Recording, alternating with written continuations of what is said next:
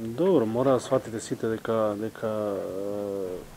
ние сме овој четврт натпревар и сите репрезентации имаат одреден пат во еден момент, меѓутоа предноста на другите репрезентации што имаат поголемо искуство и разликата не се приметува толку нели резултатски, меѓутоа сите репрезентации евидентно дека имаат пат, значи можеме да збориме дека Хрватска имаше пат на почетокот, нели?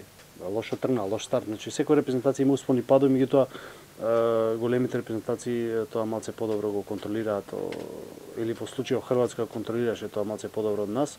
Оној момент кога ние паднавме, они знаеа да го искористат тоа, направија разлика и кога сега се собере стварно треба да сме сите задоволни, значи имаме 3 победи, еден пораз против една Хрватска, значи кажувам цело време, значи да не се залетуваме и да не нели даваме изјави некои кои што навистина не се реални, иако јас би сакал да е така, меѓутоа нашиот натпревар дали го нападнавме Хрватска, дали дававме 100% од себе, видовте сами дека да.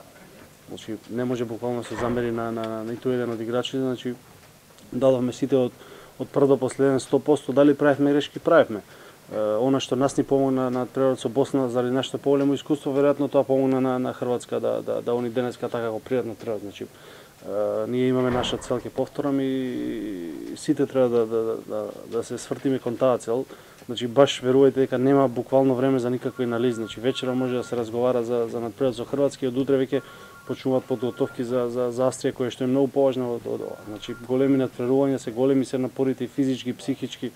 Значи веќе утре ни останува еден ден кој што дали во тој еден ден да се спремите, да се одморите, дали да гледате видео, дали да истренирате, дали значи буквално нема време, стварно се доста тешко е овој ритам е тежок, така да мораме сите да останеме сите заедно концентрирани на нашата цел.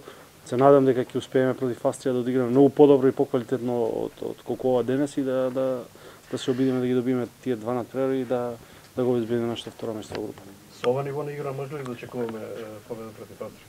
Па мислам дека нашето ниво беше сосема коректно, значи да не се лажеме, значи ние не одиграме лош натпревар, меѓутоа Хрватска е репрезентација која што има освоено све што може да се освои и сигурно дека во овој момент се поквалитетни од нас, значи тоа е реалноста и тоа е вистината.